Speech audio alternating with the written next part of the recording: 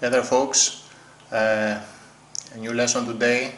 It's about all the shapes, the most common shapes of the major arpeggios, and for that we will use the same logic we used throughout our previous ones. Okay, so if you remember, one of the most important videos we've had, it was about octave shapes.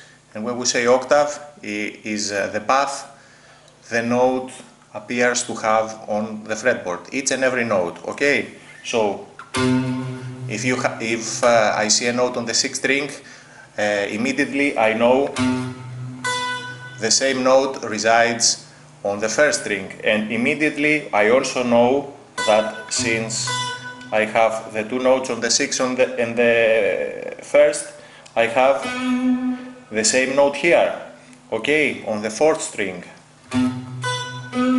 creating, for example, a small triangle.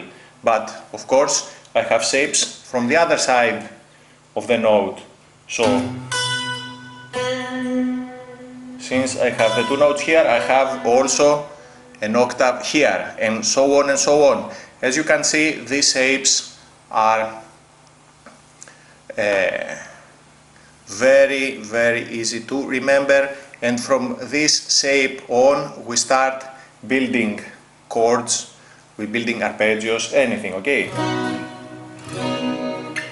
Okay, it doesn't really matter. So in this logic you will understand that, let's say for example we use a note, let's say here, we start from here, we will have one arpeggio going from this note to the bridge, and we definitely have one going from this note to the nut. Same process, if we find the D note on the 5th string, we will have one arpeggio going this way, one arpeggio going this way. Okay, so in that fashion we construct two arpeggios from the 6th string, from this and from that, two from the 5th, that direction and that, and one using the root of the 4th. Okay, all the other notes, the root on the 1st, 2nd, 3rd, and etc. reside on the previous shapes we mentioned. So if we tackle those 5 shapes, you definitely have a very strong library of major arpeggios to use. Okay, the process is simple and we know it. We take for example the D. Okay, so we have enough room to construct all the shapes and we construct them visible. So D, let's say we want to make a major arpeggio. The first thing we want to do is the direction, okay, from, let's say, from D towards the nut. So in that fashion, D here, I'm looking for the major third. Major third is here, and if we want to spell numbers, D, 10th fret, major third is on the 9th, and perfect 5th is on the 7th. 10, 9, 7. Okay. 1, major third, perfect 5th. And we continue the next string, 1, 7th string, major third, 7th fret, 2nd string, 10th fret, 2nd string, the 5th, and we finish on 1 again, okay, 10th fret, high E string. So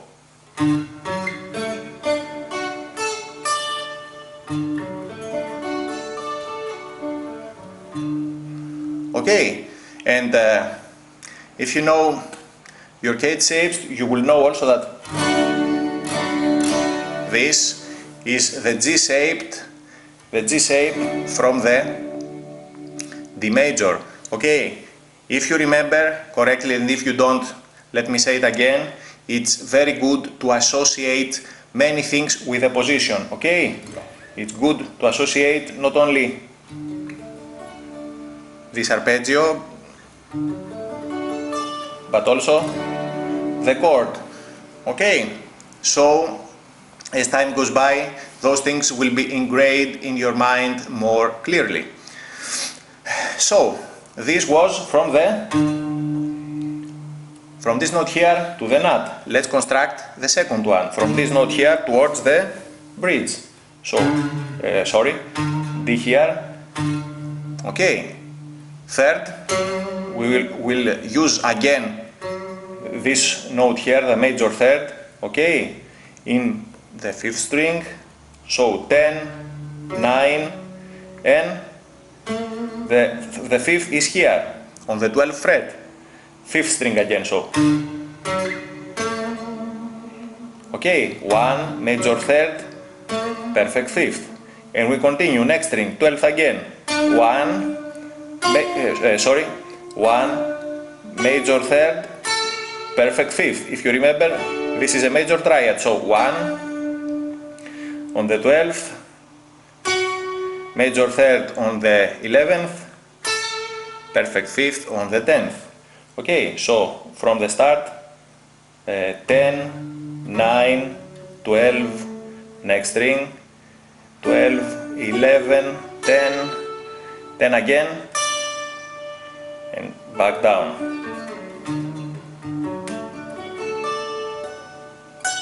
And if we want, we add the 14th. Okay. And the previous. So it was like we played the G shape here and our familiar E shape here. We all know the shape. This was the arpeggio that this position produced, okay?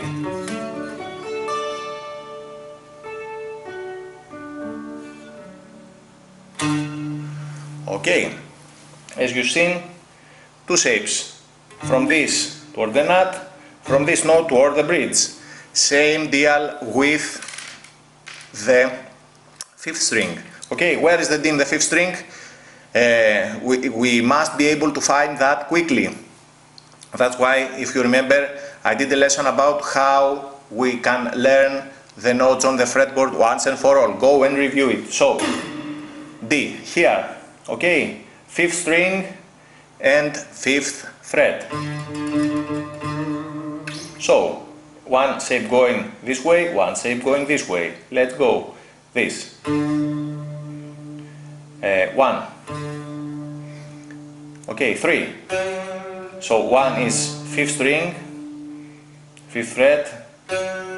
Next string, fourth fret is the major third. So 1, 3, 5. 5 is in the seventh fret of the fourth string. Okay, 1 major third, 5. And we continue. Let's look for 1. Same fret, 7th. Next, same fret, next string, 7 again. And we end up with the 5th fret, first string. So, let's do it again. 1, let's say just the frets. So, 5, 4, 7. Okay, 5, 4, 7, next string, 7, 7, 7, 5. Okay.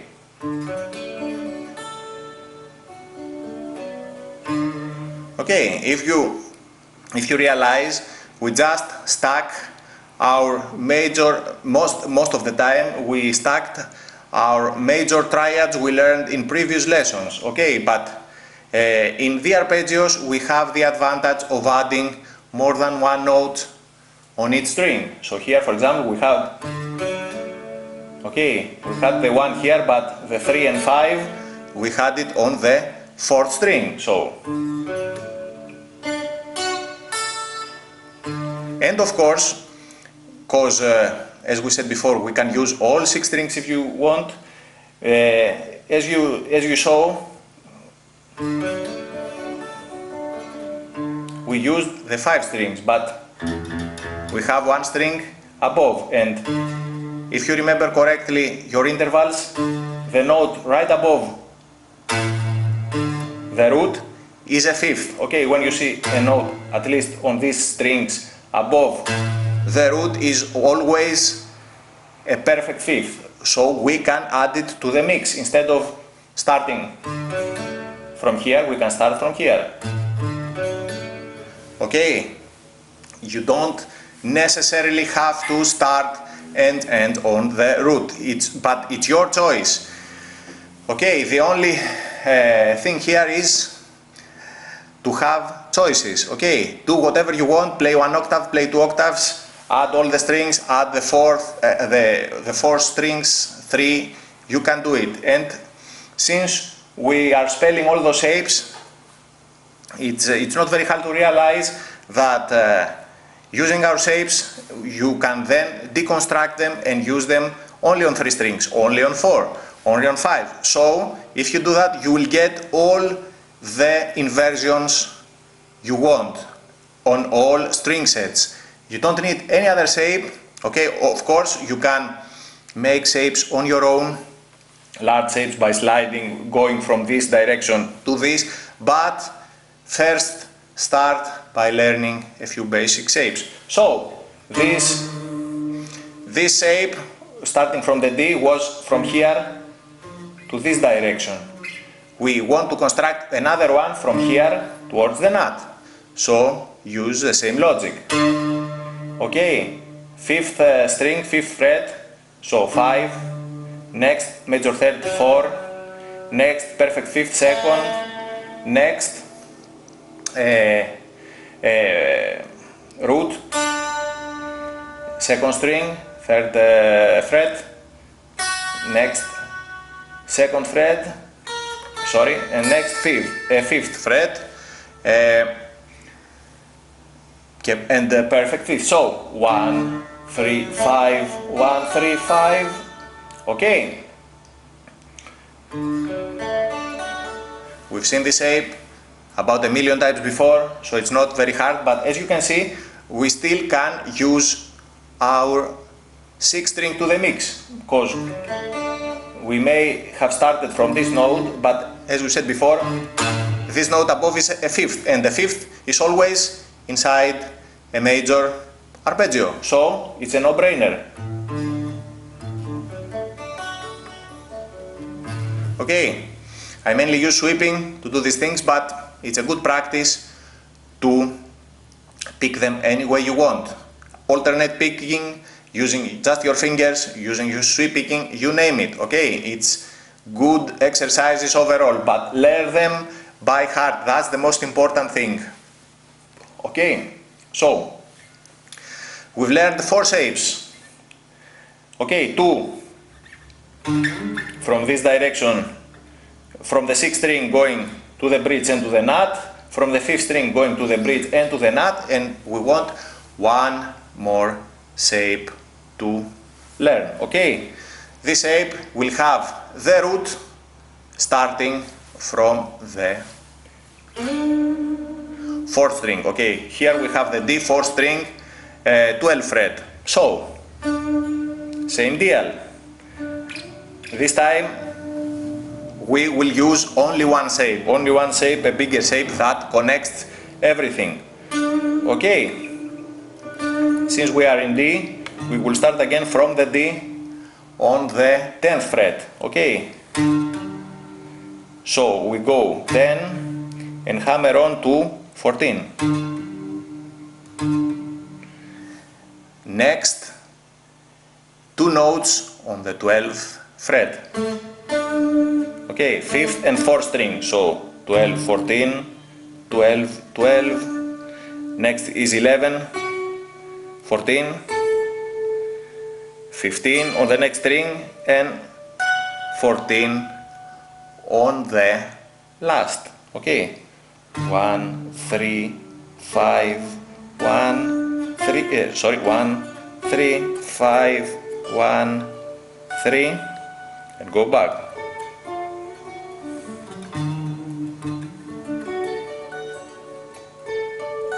if you see this it's just like the D major open chord, okay? As you can see, all those things are connected, so D from D here,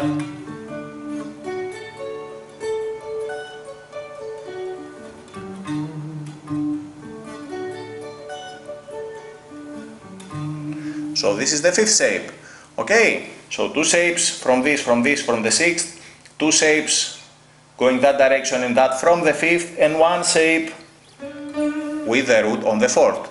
As I've said before, the other shapes are inside the first one. So for example, if the D is here and we want from the second, we know that since the D is here, I have also, using the octave shape, a root note on the second. So you don't have to search for the others, they are all included in those basic 5 arpeggio shapes. So as you saw, we used the logic from all our previous videos.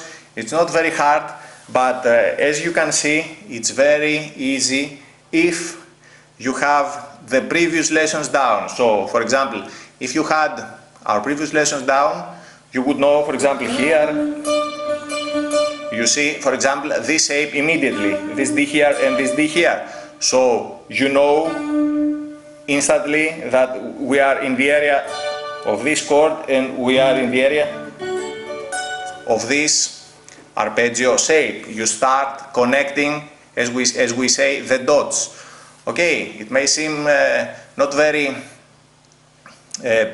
particularly hard, and it isn't, but you have to do the work. It's as simple as that. And it's very good that you spell as you play, not try to go fast,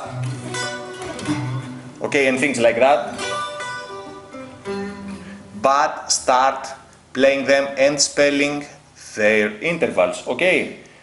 1 major third, perfect fifth on 1 3 5, okay, 1 3 5 1.